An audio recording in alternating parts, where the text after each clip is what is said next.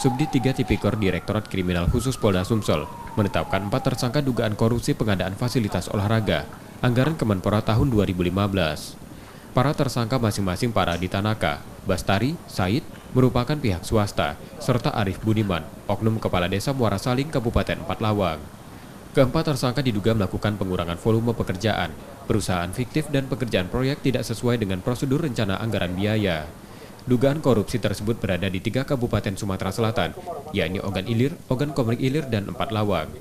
Hasil audit Badan Pengawasan Keuangan dan Pembangunan (BPKP) Sumsel ditemukan kerugian negara mencapai 1,6 miliar rupiah yang bersumber dari daftar isian pelaksana anggaran Kemenpora tahun 2015. Modus operandi mengurangi volume pekerjaan, menggunakan perusahaan fiktif, tidak sesuai prosedur dan RAB, sehingga mengakibatkan kerugian negara.